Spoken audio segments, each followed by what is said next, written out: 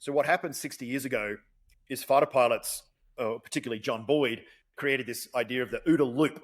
And when we talk about a loop, we're talking about iteration, which is to say, hey, observe the world around you, position yourself, make a decision, and then act, and then observe, and what happened, and then change. So you're always bringing this observation piece in. 30 years ago at Afterburner, we added a step, which is intention. So an OODA loop is great for stuff that already exists and you're already observing. But when you're creating futures that don't exist, you've got to have some intention there, right?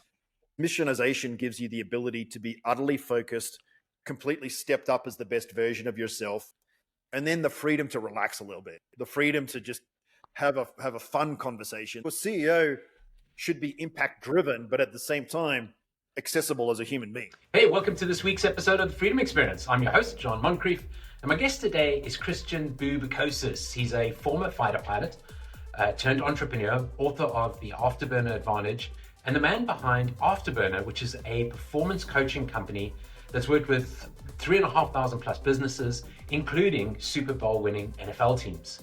So in our conversation, Boo talks about the shift from firefighting to flawless execution and why most teams are drowning in noise and overwork, and how fighter pilot systems can create freedom and clarity in business.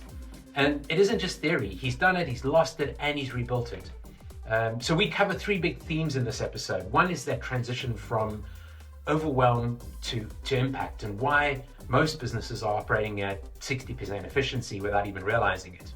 We talk about the flex model, plan, brief, execute, debrief, and how applying this to every day can drive compounding growth and focus. And then we talk about what freedom really means as a leader and why it's not about working less, but about having a team you trust to execute with you. So let's get into it with Boo. Boo, welcome to the show. I have hit the record button. We're on with. It's all good. Welcome. So good to have you on. It's an absolute pleasure, mate. I'm very excited. I believe in what you do, and I also implicitly believe that where everyone is in their community right now, there is an opportunity to step it up. Yeah. Without a lot of effort, without capital, just purely by optimizing their cognitive models and the way they work together inside their organization. Most organizations are overweight with people by about 30 to 40% because people spend so much time mitigating all the inefficiencies and creating the noise. And if you start to build a system that removes noise and streamlines everything, you start the way fighter pilots do, because it's a life and death thing. You translate that into business. There's just this really simple opportunity to raise it up. We call it the transition from overwhelm to impact, and the ability to get more done with less effort. And let's be honest, who doesn't want that right now in this crazy world? Yeah. So, like for the audience, I've just picked up your book Afterburner and busy reading that, and it sort of talks about you at the time that you're a fighter pilot.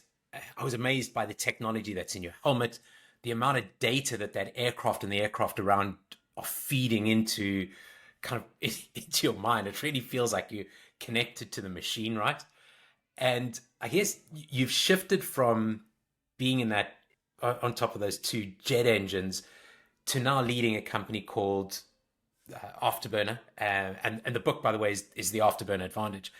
But tell us a little bit about how you've sort of gone from fighter pilot to where you are now, helping 3,500 odd businesses out there, including 2 NFL teams who've gone on to win the Super Bowl, and just helping thousands of leaders to perform under pressure and lead with intention.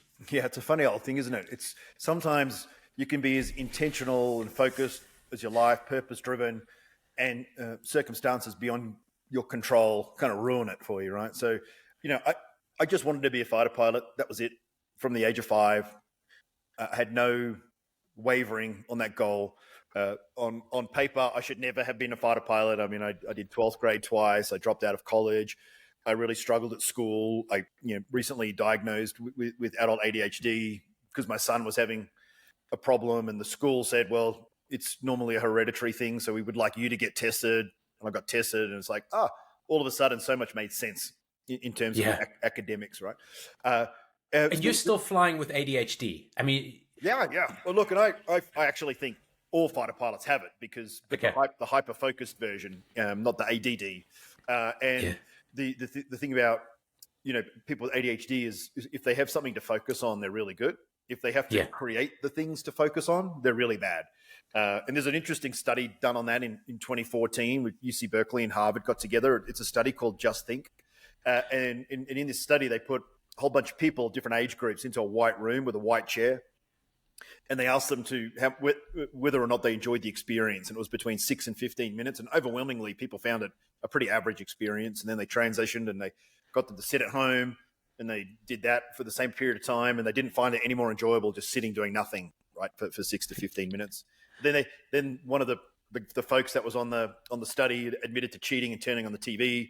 So they asked a whole bunch of people, did anyone cheat? And yeah, I cheated. I put on the TV too. And then they decided, you know what, let's try something else. We'll put them back in the white room and we'll put them with a big red button on the table, and they're going to get an electric shock if they hit the button. And 75% of men and 28% of women would rather have an electric shock than stuck with their own thoughts. And what I've learned about ADHD is we all have a little bit of it, right? And one of the findings of the study was they gave people in the room something to think about, and then they gave the others nothing to think about, and just how difficult it is to be with your own thoughts if you don't have direction, you don't have intention, right? You don't have something to think about. I mean, one dude hit the button 190 times. So you have this issue, with humanity around the reason why there's so much depth to that question, having purpose and being intentional, because the way the brain works, if you think of it as a plasma ball, and if you put 10 fingers on a plasma ball, the electricity kind of jumps around everywhere, but you put one finger on a plasma ball and you get this really strong piece of static electricity. And the brain's no different, right? It's a big ball of electricity, and neural pathways need direction, and intention is a direction. So once we become intentional, we create it. So if you look at my intention to become a fighter pilot, I became one. I was even short-sighted, but my passion to become a fighter pilot and the way I approached the conversation with the ophthalmologist who told me I was mildly short-sighted was, look, my whole purpose in life is to become a fighter pilot. And I managed to convince him to break the rules and give me perfect vision to get in. Wow. And in business, sales, if you're so tied to your belief and you're fully committed, people feel that. They feel that in you. And if you're a CEO of a company, the point of engaging people and having them on board is, a lot of people are just searching for a belief system. They're sitting in a white room with nothing to think about. So if you're, and they're going to hit the electric button if someone doesn't give them direction. And that's why intention is so important, right? So for me, I managed to become a fighter pilot, even though I had terrible academics, because I just wanted it so bad, and they picked that up. And that's what they gave me a chance when I was 18. I started when I was 19. I flew for 11 years, and then the universe decided to bestow upon me an autoimmune condition that was completely the opposite of how I needed to be as a fighter. It's like really bad arthritis. And when you fly fighter jets at high G, the bones are compressing all the time. The joints, not the bones, but the joints between the bones are compressing. And it was just a horrible, painful existence for me. So I had to leave when I was... How did you handle that? I read that in the book, and I read your story to becoming a fighter pilot and how important it was to you. But how did you handle that point in your life that this was over? Pragmatically, I guess. It's one of the things, part of being a fighter pilot is they really kind of dehumanize you, because they realize all the thing that kills fighter pilots is all the human traits we have that aren't delivering us to what we want to be as humans: distractions, procrastination, getting emotional about things that aren't worth getting emotional about. So part of being a fighter pilot is presented with a problem, how do you solve it, right? And you go through this deliberate process of solving the problem. And unfortunately, that's what we're losing. We're losing that skill set with digital constantly serving up information. We just look and read things and take it as the truth, and we don't think about it. So your way of dealing with that setback was to use your training almost to use the process unconsciously. I don't think there's all this, so much of us in this space, we're talking about people being intentional. It's like, but I was intentional because I was conditioned that way. Like there's always a mission objective. So I didn't think, I need to go read some books and get intentional about this. I'm like, oh, well, this is not good. And there's a bigger power at play in the universe. And 5 years before, or maybe 3 years before that event, I just happened to meet someone, South African in the UK, who was an officer in the British Army. And we just, the typical too much whiskey, sitting in a broom closet with bunny rabbit slippers on. We decided that one day we'll start a business. So when that happened to me, I reached out to Tom and said, look, dude, I got to leave the Air Force. Remember that conversation we had? Yeah, I remember that. Do you want to start a business together? And he's like, yep. So we spent the next 15 months while I was doing my medical discharge, and I was an instructor at the War College, which was an amazing experience as well, just to learn, just to get out of that fighter pilot bubble into something bigger. And teach people, right? Yeah, and teach and coach. And, so I used to teach, I was the Air Force expert, and I used to teach you how to plan massive war campaigns using Air Force assets. And then, so I got to meet everyone from intelligence service, and I was working with 1- and 2-star generals, and I started to understand problem solving at a very philosophical level as well as a tangible level, right? And that's where I learned a lot about crafting intention and how to deal with the unknown. And the military does that really well. Like, the military is really, really good at understanding that a plan is only as good as the first moment you move over the front line, right? So that was great. So I used that. I got some qualifications around project management and planning, and I really started to get really deep into strategic planning as a tool to deliver results rather than just as to navel gaze, or as a CIO at a company I work with once said, intellectually masturbate. Was to really start to get action. So, and then through that, Tom and I would get on a call every night. Skype was just invented, so we were on Skype. And we thought, look, for guys like us, we don't have any business skills. We don't have anything to offer really inside our country. He lived in the UK. I lived in Australia. So we said, it's either Afghanistan or Iraq for us. Like, that's it. Like, there's. So we did a little bit of a case study. Tom, being the army, was better than me, so he went to Iraq and then he went to Afghanistan. He's like, look, I think Afghanistan is the place. He got a job for a company in Afghanistan during my last year in the Air Force, started researching, getting the lay of the land. And he actually pretty much got us a contract before we even started. So the opportunity for a contract. And so he left, I left the Air Force. We moved into a tiny little pensione in Afghanistan. And then we started to try and win this deal, and we won it. It was a $6 million deal to provide Gurkhas, British Army Gurkhas, to help the road building companies that were trying to build a road between Kabul and Kandahar. So that kind of started it. But really, if people said, what did you guys do? Well, we didn't really know. We just helped people. And that's what we did. And we just kept morphing the business, adapting, and we got to the point where we were the go-to guys for basically getting anything done in Afghanistan. Yeah.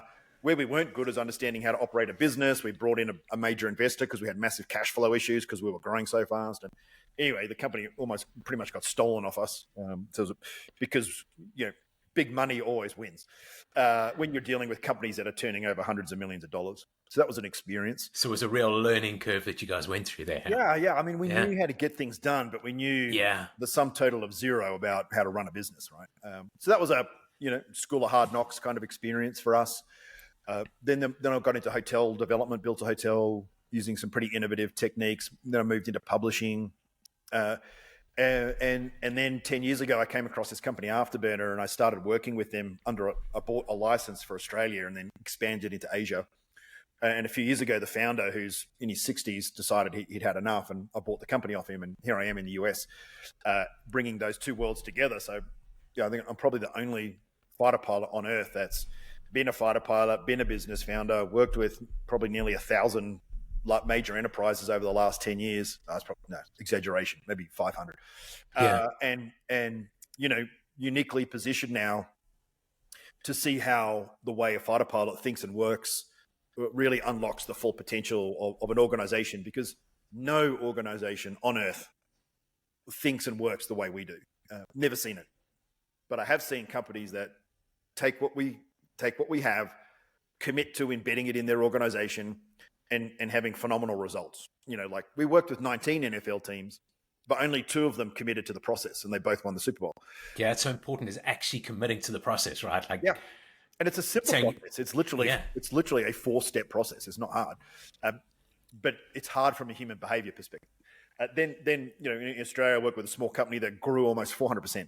in a year just by committing to the process. And we call it debriefing. It's the big. We'll talk about that in a minute. But there's some elements of what we do that brings intentionality, not only in terms of intentionally moving forward, but we bring intentionality into the way we reflect as well, in the way that we look at the past.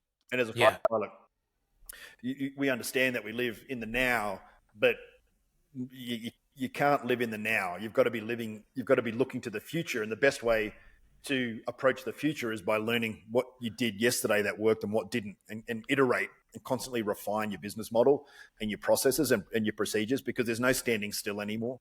You know, if you're sitting there and you go, hey, we've got this great CRM, it's like, cool, how are you using AI now in your CRM to optimize your prospecting? Because if you're not, what's going to happen in 2 years, the companies that are, their cost of prospect and cost of origination of a deal going to go right down. Going to be lower than yours, and you're going to go to business. Yeah. So you talk about this process, and it's flawless execution and flex, and it's this iterative model, right? Where plan, brief, execute, debrief. We talked about this at the beginning. There are companies that do some planning. There are companies who don't do much planning. There are companies who do some briefing. There are companies who don't do some briefing. Most of them try and execute something, and then none of them do any kind of debriefing. And I think when you were talking about the company in Australia, you were talking about how they looked at every single thing that they did and went through this process of plan, brief, execute, debrief. So whether it was social campaign or everything every day, every order fulfillment, every social post, every campaign that they ran, you know, and there was just really small things, you know, like they had a whole bunch of advocates of people that loved the brand, but they didn't empower those people to become a voice for them. So they created a small community, and that small community would post on their social media and expand. So there's all these things that are there that aren't visible to you and in yourself as well. Like I just call them the blind spots, right? So personally, we have a whole bunch of blind spots in our cognitive biases. In our business, there's just a whole bunch of blind spots, and businesses become stories. And the story of the business becomes the way it's fulfilled. And if the story isn't right, the business isn't right. And there's a whole bunch of myths, you know, we don't market to those people because this is why.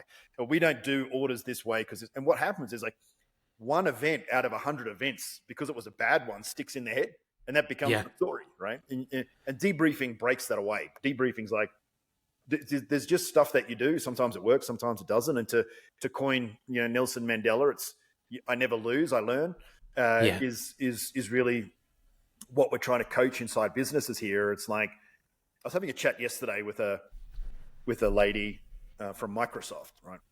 And she's like, I was really worried about, you know, flawless leadership, because you're saying leaders need to be perfect and they're not allowed to make mistakes. And it's like, no, it's the complete opposite. Flawless is accepting that you can't be perfect, but you want to get as close as you can. And we don't want our leaders to make mistakes, but we permit them to learn from them. Because if we say to our leaders, you can make mistakes, what are they going to go and do? They're going to go out and just make a whole bunch of mistakes. That's not, we take intention and we live it. So here, you're allowed to make mistakes. Sweet. I'm going to be a really shitty leader now and just make heaps of mistakes because you said it's okay. Yeah. Yeah. I mean, just going back to this idea of debrief and the process that you follow, and maybe it's worth kind of stepping through each of those, because when we think about planning, I mean, I think in your book, you had the plan for Disney at one stage and the kind of intricacy of that plan. But when you think about debrief, and probably folks listening to us thinking about debrief, thinking about fighter pilots, thinking about Top Gun, Kelly McGillis and Tom Cruise in the room where they're doing the debrief after a mission, it was very one-sided in a way. And I think one of the things I picked up in the book is that the debriefing, there's almost sort of no rank in it. There's no, everybody's on the same level. And the power is being able to kind of tell it as it is in that debrief session in order to, I suppose, kind of feed into the cycle and keep iterating. And maybe just talk us through this whole flex model. Yeah, so let's think about humans. And our model for leadership and execution is really based on the village style of leading. There's a village chief, a CEO. There's the warriors that go out and do the hunting. There's the gatherers that do the gathering. There's the witch doctor that fixes people, you know, and we have a mentoring and coaching system. We have a rite of passage. you're 14, right? Off, we're going to, so we're used to kind of this village model of leadership, which is hierarchical, it's rank based, and it's experience based. And that's great from a paternal kind of feeling part of something, but it's terrible for execution. So what happened 60 years ago is fighter pilots, particularly John Boyd, created this idea of the OODA loop. And when we talk about a loop, we're talking about iteration, which is to say, hey, observe the world around you, position yourself, make a decision, and then act, and then observe, and what happened, and then change. So you're always bringing this observation piece in. 30 years ago at Afterburner, we added a step, which is intention. So an OODA loop is great for stuff that already exists and you're already observing. But when you're creating futures that don't exist, you've got to have some intention there, right?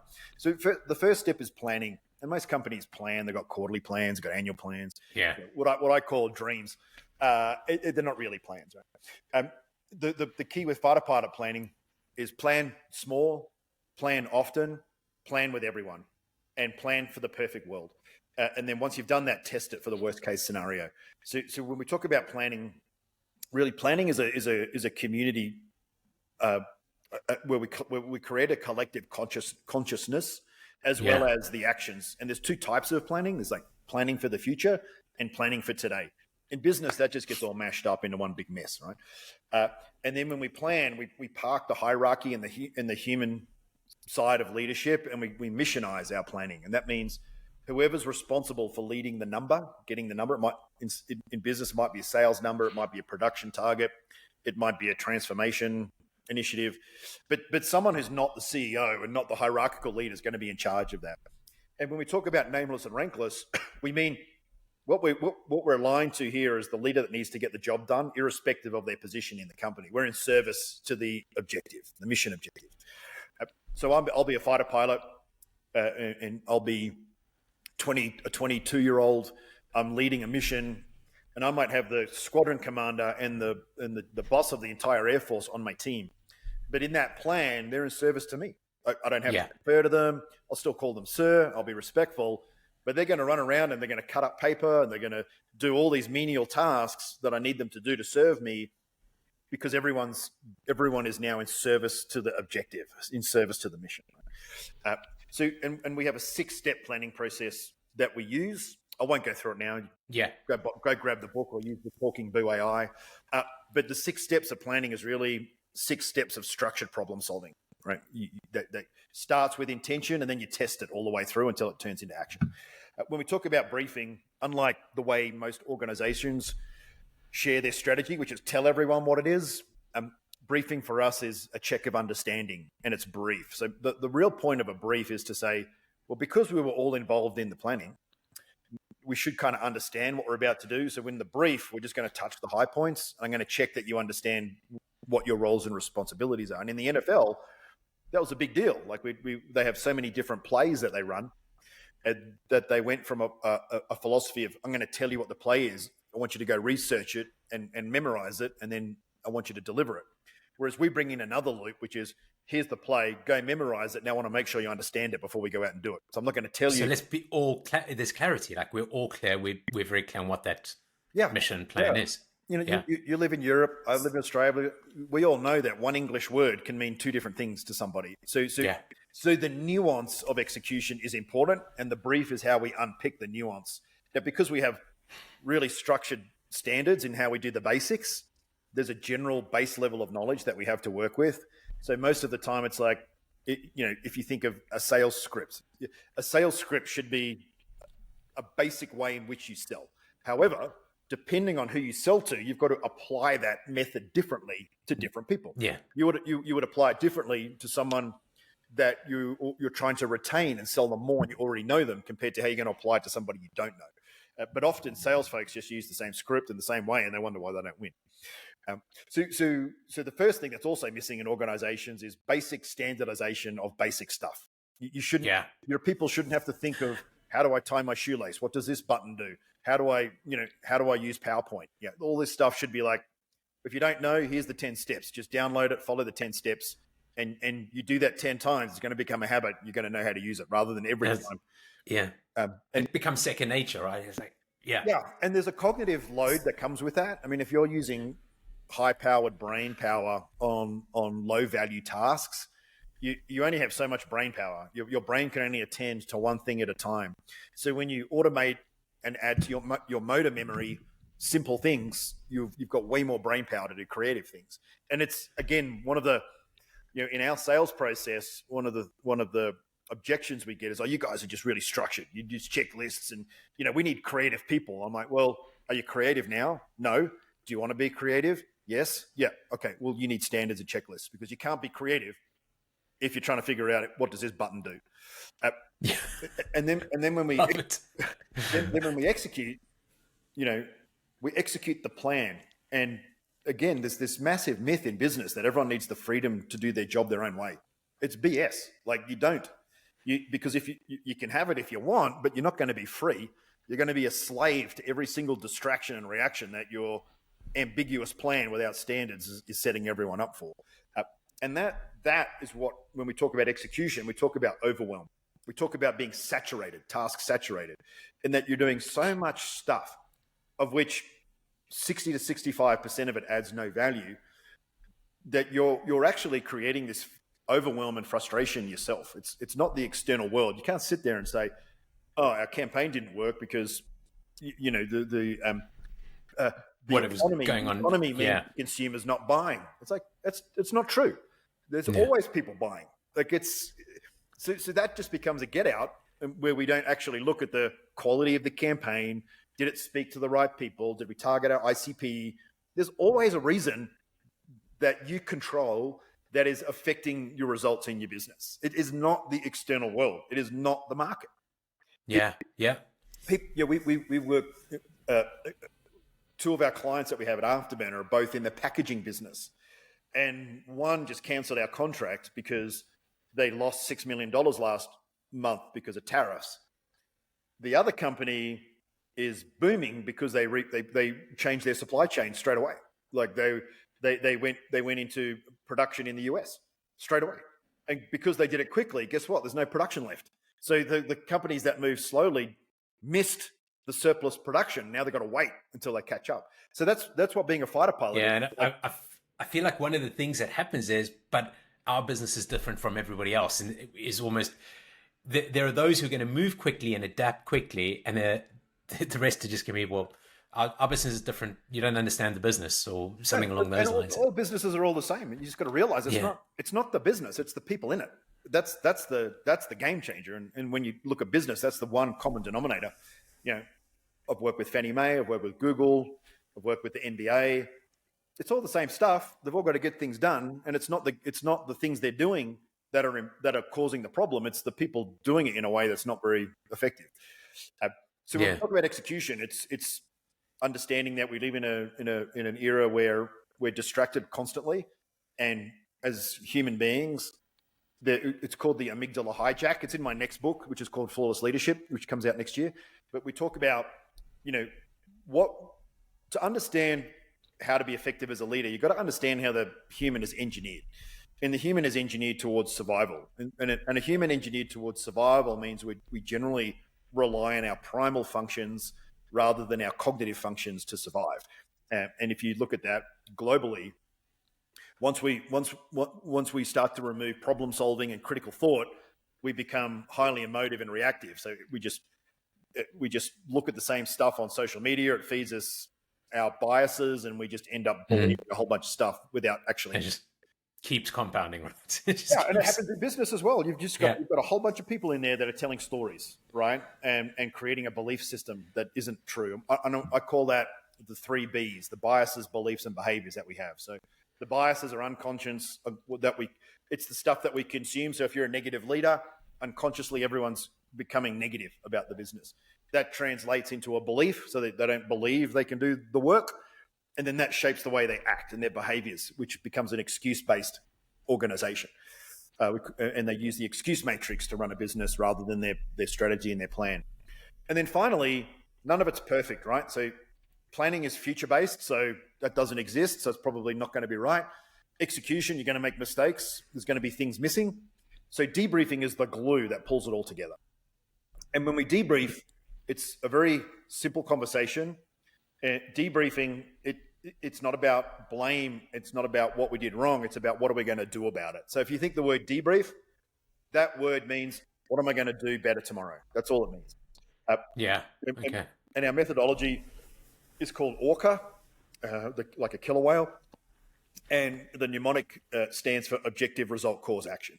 So when we talk about intention in the planning process, what we're talking about really is how do we take the idea that the leader has? How do we have this opportunity or this problem, right? This intention is to be good, but it's not happening. And what's not happening is we're not turning the intention into a destination. And if you think about, you said you're just in Denver, you flew back to Zurich. When you hopped on the airplane, the captain says, welcome aboard, ladies and gentlemen. But what they don't say is our goal is to get to Zurich. You'd be like, we just hoped. Yeah, because the minute you say the word goal, you're relying on hope, right? And it reminds me of Turkish Airways the other day. We're landing now, inshallah. Yeah. Just... No. So we get leaders to reframe it, and we unconsciously as a human being, we know that goals are nice. That it's an aspiration, whereas a destination is I must arrive. So for like a marathon runner, like you're either my intention is to run a marathon. Well, the destination is to run the Boston Marathon on this day, right? Yeah. And then what's my destination today? Well, my destination is I'm going to walk for 4 kilometers because I literally have done no exercise. And now our daily destination is what we call it an objective, is to just do something small that is achievable. Now, you might go out and you might walk 3 kilometers and you're cooked, right? So you would debrief that. You would say my objective was 4, my result was 3. Why did I only do 3? And typically when you start something new, it's just because you couldn't be bothered because it's new and it's hard. It's harder than I thought. So there's 2 things that happen.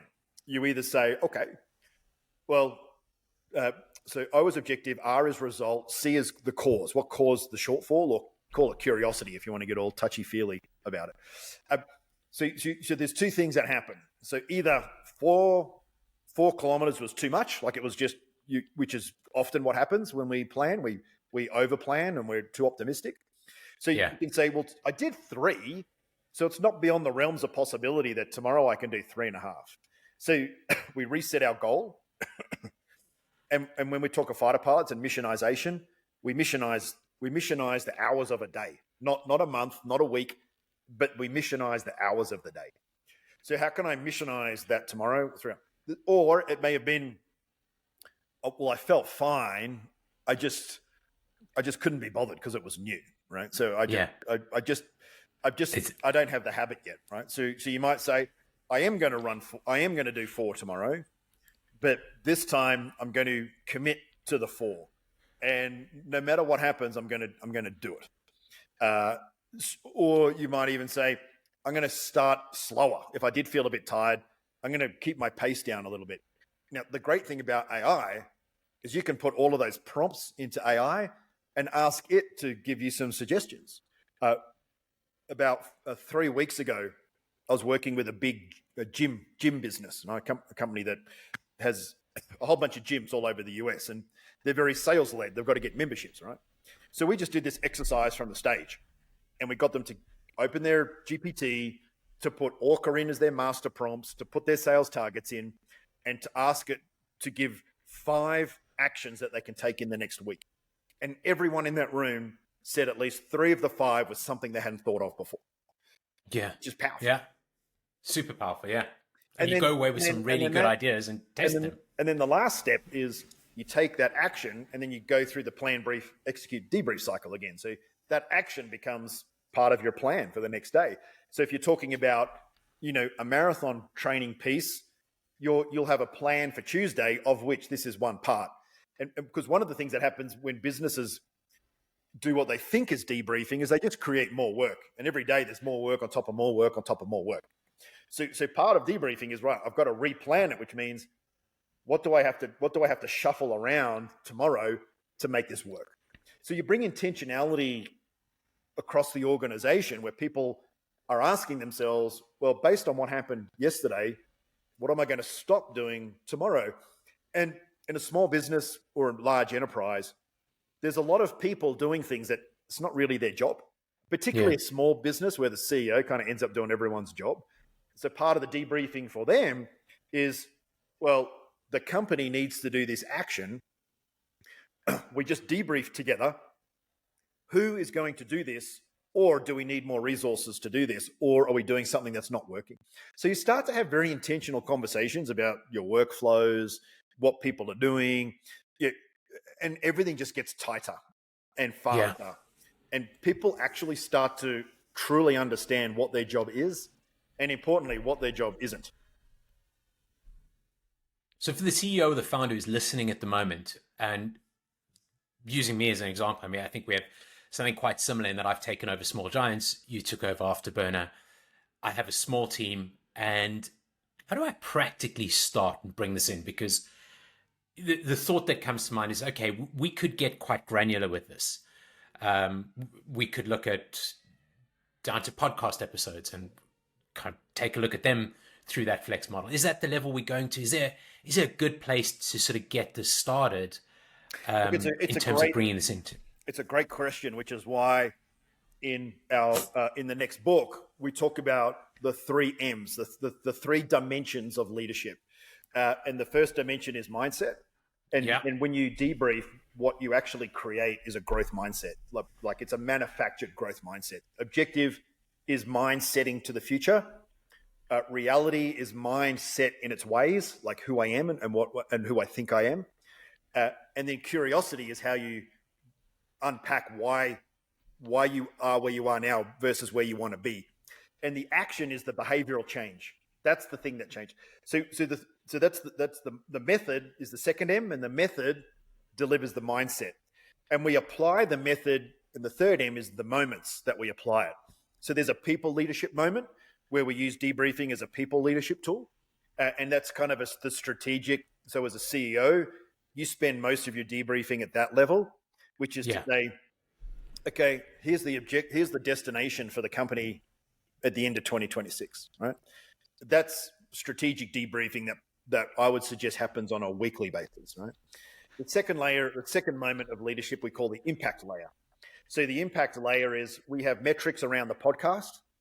The metrics have a quarterly target, but we also need an episodic impact as well. Like each episode needs to make an impact. So we debrief the episode, and we debrief the high level performance as well, because they're different. So the third moment is leading in the now, and that is what are we doing? What are the action based things that we're doing that we can improve? So if we look at that impact led debrief, which is the metrics of a podcast, then we debrief each podcast itself. What questions did I ask? What title did we use? What are our top trending podcasts? And again, with AI, you can just put all this in AI. You can go, here were the 20 episodes that we had. Here were the metrics of downloads per podcast. And it will say, based on what you said, the core thematic is, leadership in crisis, or what. Do more of this. More of this. Now, there are AI tools like Precision that actually do that for you all the time. It measures the performance of your emails, your social, and it over time tells you what's working and what's not. So you can automate that. So the answer is debrief actually becomes a way of thinking. So you approach everything with a debrief mindset, an emotional response, a lack of performance, something that's gone really well. So where we kind of just had a light bulb moment was a couple of years ago, working with a client in Boston, and me and another fighter pilot went to get a coffee. And at the cafe, there were 5 people behind the counter and 5 people in the queue, and we've been waiting for 10 minutes. And we're like, how could this organization possibly not be churning out coffees every 30 seconds?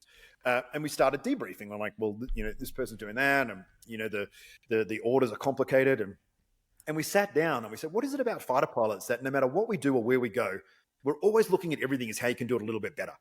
And that's the key of debriefing. I love it. Yeah, that's what it is. So as a CEO, it's building a culture of debriefing, right? Like building it into which is a culture of growth. It's what it is. It's a growth mindset. So often CEOs are like, what are you doing? Why is it doing that? Which is the wrong way to start a conversation, the conversation should start with, hey, Jean, what are you trying to do? And that's a question which is like, what do you mean? What does good look like once you've done what you're doing today? What does good look like? And most people can't answer that question. You sit your team down and ask them, what's the key deliverable for Friday? I call it by Friday. So you see this language is what are you going to deliver by Friday? Not what are you going to do? What are you going to deliver? Yeah. And that gives them freedom in the doing part, right? That gives them, and when you ask them, what are you going to do by Friday, rather than tell them what they have to do by Friday, you completely flip the narrative and you create a culture where everyone in the organization starts to create their own destinations, their own objectives. And through debriefing, they'll work out a better way of doing it together, right? So that debriefing happens at those three levels: the people leadership layer, the impact layer, as well as the in the moment layer. And when we talk about leading in the now, what we're really saying is, are you making decisions based on reaction, or are you making them based on awareness? And this concept, you'll read it in the book, called situational awareness. Yeah. Self-awareness is part of that. But situational awareness is this holistic awareness of everything. The awareness of the effect of your words, the awareness of the results in your business, the awareness of the actions that are or are not delivering. Because it's very easy to move into react mode and just keep knee-jerking and just with no context, just constantly keep pulling levers until there's no rhythm, there's no system, there's no baseline. It's just throwing handfuls of darts at a board, and hopefully one of them, hits the bullseye, rather than one at a time. Didn't hit the bullseye. We got a double 20. What happened there? Was someone externally observing the dart thrower to be able to see the style? Like, you can debrief your children. Most people debrief children. So, do your homework. Have you done your homework? Where's the intentionality? Like, hey, how was school today? What do you want to be in the future? Want to be a racing car driver? Okay, cool. Did you do the math? The math that helps you understand how the airflow works under the floor of an F1 car. So you'll understand how the tires heat up. That's all physics. The tire compound, that's chemistry. Oh, well, okay. Bringing that all together into, yeah. And that's the only thing. I mean, if I didn't have fighter pilot as an ADHD kid going through school, I would probably a fentanyl zombie by now, right? But because you had that kind of thing that was pulling you toward where you wanted to go. So I hate chemistry, but I have to know chemistry because I need to know how jet fuel turns into propulsion, about how you have that reaction, about why you need certain chemicals inside fuel so they don't freeze, in certain environments. And that, I mean, even with all that intention, I still was only a B student, So a big part of humanity is the village model, which is do what you're told because I'm the chief, as opposed to the iterative model, the execution-based model, which is this is the work you need to do to deliver that intention. Yeah. I mean, there was something we were talking about at the beginning of this, and just kind of, I think in the book you wrote, our world's not, or is not that different, comparing sort of that fighter pilot world to the business world. And one of the things that I feel like in the fighter pilot kind of world is you talk about putting on your flight suit, and there's almost this sort of switch in mindset into going into a mission. And I feel like in the business world at the moment, Boo, I think some of the listeners are probably thinking, but there's just this constant stream of stuff at us all the time. How do we find the time to do this debrief, or kind of step away and build that culture and build that growth culture? Because the mission never really switches off. I'm having trouble sleeping because every time, the mind's constantly going, or I just solved one problem and the next problem started. And I'm not suggesting that's not the case in a sort of in a combat zone, but it does, for many business owners, I think, feel like they're constantly in that combat zone. And you're a business owner, you're an entrepreneur. How do you? I lose more sleep at night in the last 20 years of business than I ever did in the Air Force. I slept like a baby in the Air Force because I knew I had a highly competent team. Everyone was high trust. Love it. It was easy. I knew that no matter how hard the mission was, we'd get it done. Whereas in business, I'm always losing sleep because I know things are falling through the cracks. I know there's a lack of system. I know my people don't want to deliver the standard. So you don't have the culture and a business can't afford $15 million in training to become a fighter pilot, right? So to me, I lose sleep, or even though I know all this stuff, I'm operating in the human race, which is complex, right?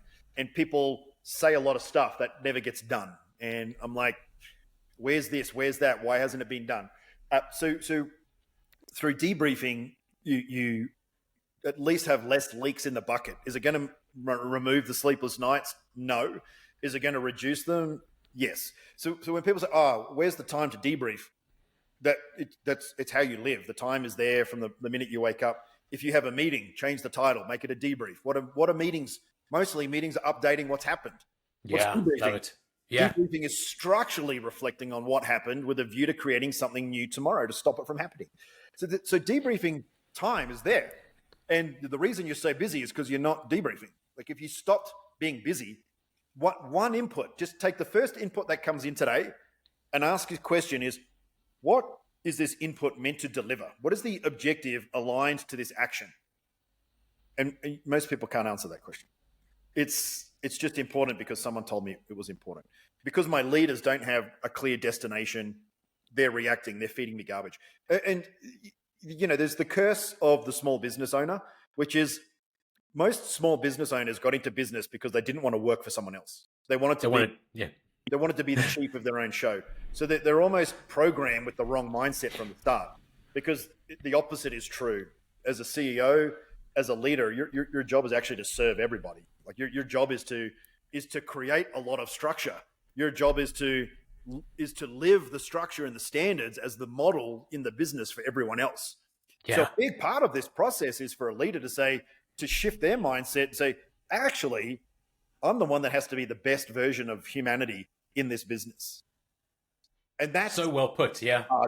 Hard for a leader to do. Most small business owners hire people that do what they're told because that's what they want. They want people to do their big ideas.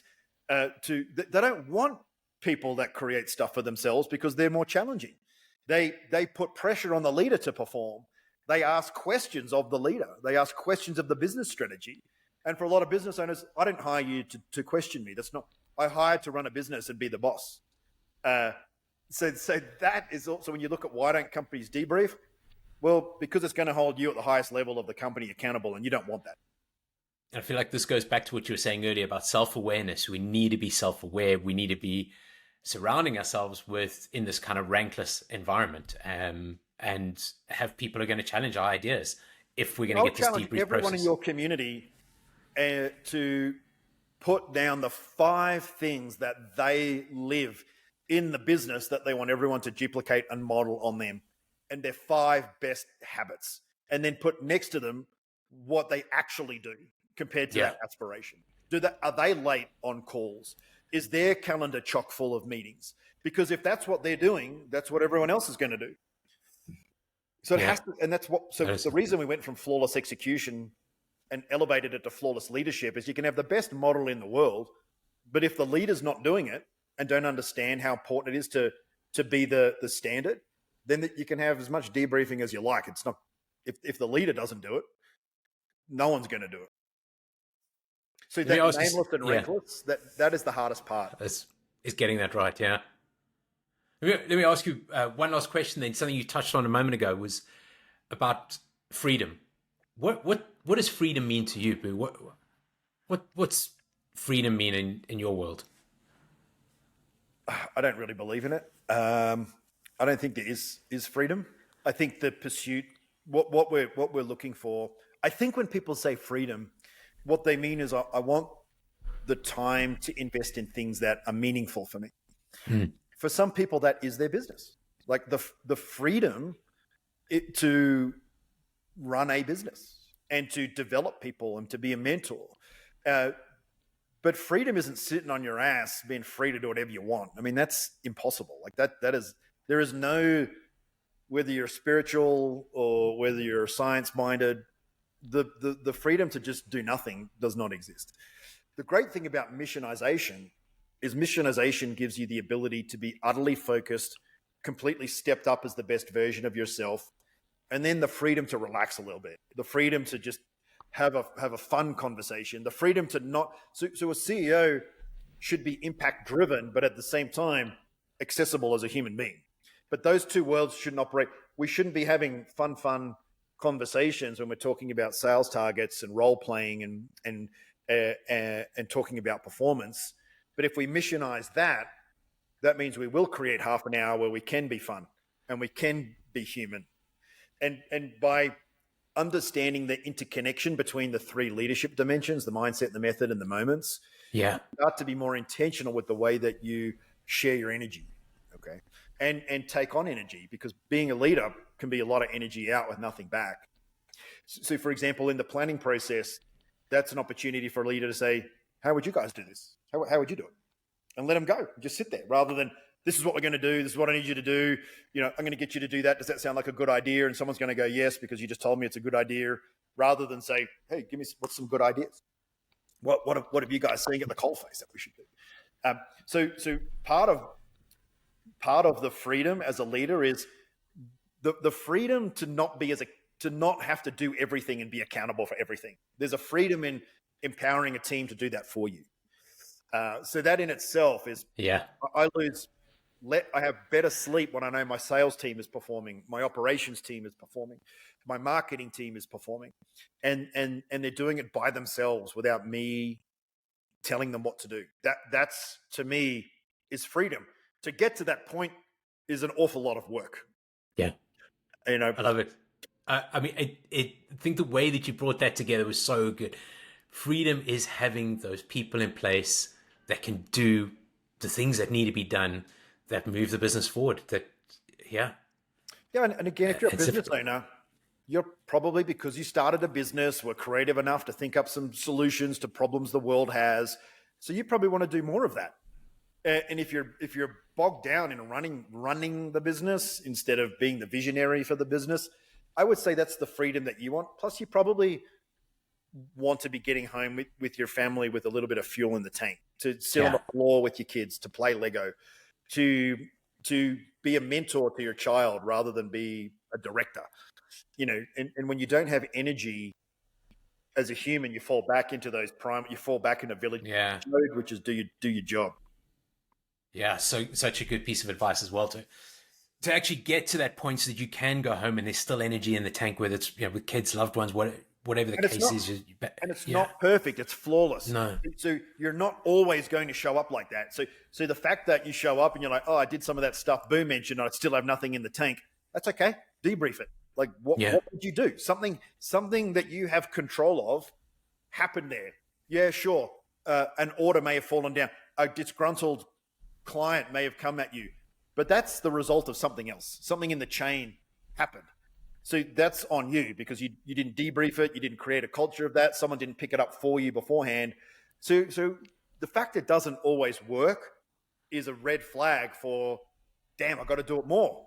I've just got to debrief more. I've got to keep grinding it out. So my first, we're too quick to give up, right? Like, instead of giving up, just keep at it, keep grinding it out. Yeah. So the best advice I could give everyone as soon as they get off this call is go into your Microsoft or Google Calendar, change every meeting to a debrief, reduce it to 15 minutes, and bring the discipline of debriefing. So people come to that meeting with their objective, with their current results, some ideas as to why it's happened, and start using meetings as a critical thought process to drive the future, rather than trying to figure out what the hell's been going on. Love it. Thanks. I'm going to go and test this some with our team as well. And I've been thinking, as we've been talking, to bring in those debrief moments and just, you know, now saying change the meeting from Monday meeting or whatever it is to bringing in some debrief. I mean, we have a huddle, but essentially that huddle could be a daily debrief. And so the way you set it up is there's intentionality around what we do. There's intentionality around what we did. So a morning huddle is more, what are we going to do? And then you reframe it in the afternoon as a debrief. If you debrief in the morning afterwards, the brain has this kind of survival thing. So at night, it recreates what happened the day before and frames it as something different. And again, that's survival, right? So the brain is really clever at making sure you wake up in the morning feeling fresh to do it again and not learn, because the learning part for the brain's not as important as the survival. So imagine if the brain didn't do that, we'd wake up every morning. I mean, we already have an 80% negative bias in our thoughts.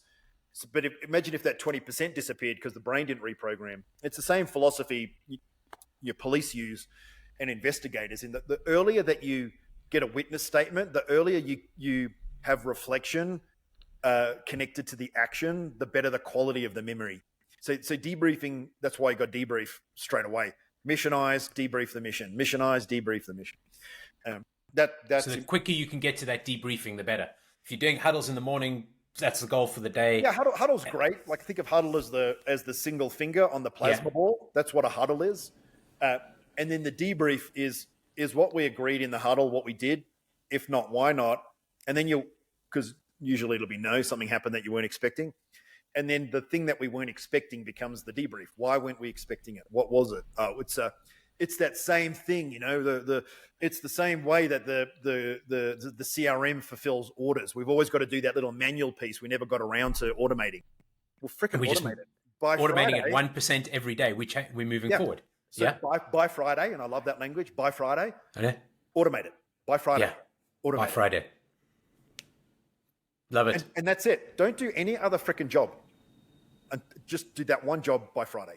Forget everything else. It's if you get the one done, you can move on to the next one. There's so many ways you can apply it. It's mind-blowing. Yeah. The point is, though, don't worry about it. Just apply it to something. It doesn't matter. Yeah. Just anything that's you feel in your gut isn't as good as it could be is the trigger for a debrief. Brilliant. Okay. I know we're probably over time, so I'm conscious of your time. Thank you so much for coming in, Boo. Hey, thanks for listening to this week's episode of Freedom Experience. If this episode hit a nerve or got you inspired, then hit that subscribe button wherever you listen or consume your podcasts and leave us a review. All of that helps us to get in front of more entrepreneurs, to reach more purpose-driven leaders and get these conversations to them. If you want to learn more about building a great company, one that's purpose-driven, values-led, and focused on growing the next generation of leaders, then head on over to smallgiants.org. You'll find tools and virtual workshops and a community of business leaders who are putting people first. And then, if you want to dig deeper into Boo's work, which I think is phenomenal, check out the Afterburner Advantage or visit afterburner.com. And as always, all of the show notes will be down below. That's it from me. See you next time.